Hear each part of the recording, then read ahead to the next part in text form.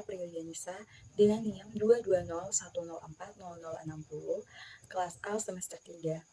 Saya membuat video ini dengan tujuan untuk memenuhi UAS Sistematika Tumbuhan Tingkat Rendah. Dalam video ini, saya akan menjelaskan 3 materi, yaitu 1 lichen, 2 Pteridophyta, dan yang ketiga adalah Bryophyta. Pengertian dari lichen. Lichen atau lichenes adalah 2 macam organisme, yaitu alga dan jamur yang hidup bersimbiosis. Bryophyta adalah tanaman dengan struktur tubuh yang sel-sel penyusunnya sudah terspesialisasi. Dan yang ketiga, tumbuhan paku atau Pteridophyta adalah divisi dari kingdom Plantae yang anggotanya memiliki akar, batang, dan daun sejati serta memiliki pembuluh pengangkut. Lichen memiliki ciri-ciri secara umum, yaitu 1. Terdiri dari 2 organisme yang bersimbiosis, yaitu dari Ascomycota dan Basidiomycota dengan alga biru atau alga hijau. Yang kedua, habitat lumut kerak biasanya pada pohon, tanah, batu karang sebagai pelopor kehidupan. Lumut kerak atau lichen dapat tumbuh pada substrat tempat tumbuh lain yang tidak dapat hidup. Susunan talus terdiri dari komponen. Apabila banyak polusi udara, maka lichen tidak akan tumbuh.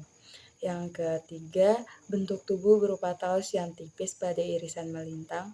Talus terlihat bagian luar berupa miselium yang kompak dan bagian dalam berupa hifa yang tidak kompak. Cara reproduksi lichenes atau lumut kerak. Perkembangan biakan secara seksual dan perkembangbiakan secara seksual. Perkembangbiakan secara seksual dilakukan dengan fragmentasi dan sorodia, sedangkan secara seksual jamur dan alga dilakukan sendiri-sendiri. Jamur dapat membentuk ascocarp dan basidiocarp yang mengandung spora. Jika sporanya masak akan pecah dan terlepas kemudian di bawah angin. Jika jatuh di tempat yang cocok dan bertemu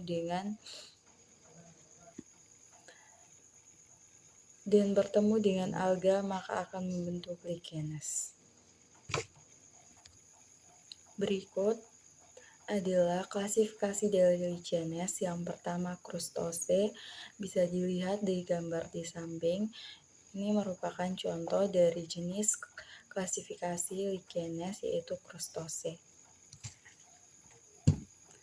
Baik, klasifikasi yang 3 adalah Foliose, bisa dilihat juga seperti gambar di samping.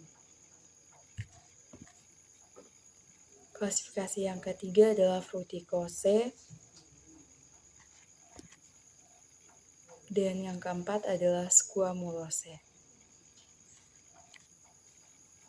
Baik, yang kedua saya akan menjelaskan Pteridophyta yang memiliki ciri-ciri sebagai berikut. 1. Tumbuhan hijau autotrof. 2. Tubuh kelompok ini telah mengalami diferensiasi menjadi akar, batang, dan daun sejati. Yang ketiga, memiliki jaringan pembuluh. Dan yang keempat, organ seksual multiseluler.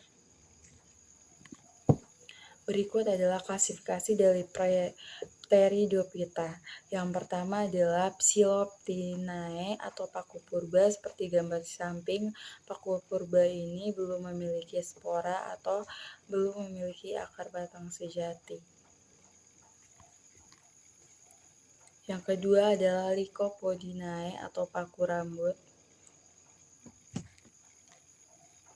Yang ketiga adalah Equisitinae atau paku ekor kuda yang memiliki batang berongga, pada umumnya memiliki cabang yang berkarang pada buku-buku daun. Gambar samping. Yang berikut adalah Felicinae atau paku sejati. Seperti gambar samping merupakan gambar suplir. Suplir memiliki bentuk yang tidak memanjang seperti halnya tumbuhan paku-paku lainnya. Bentuk daun suplir tidak simetris, ada yang berbentuk bulat, segitiga, atau bahkan segi empat. Berikut Bryophyta. Bryophyta memiliki ciri-ciri antara lain: 1. Tidak berpembuluh. 2. Bersifat autotrof. 3. Tidak memiliki akar, batang, dan daun. 4. Berkembang biak dengan spora. Memiliki rizoid.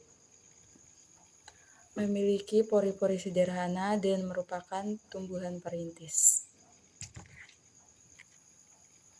Klasifikasi dari Bryophyta ada 3. Yang pertama itu lumut hati, seperti gambar di samping.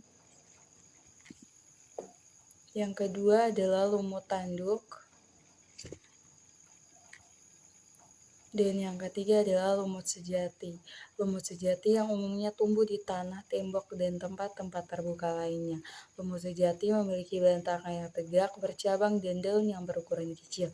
Sekilas lumut ini tampak seperti rumput. Contoh lumut sejati adalah Polytrichum yang biasanya menempel pada batu dan senapan di rawa-rawa.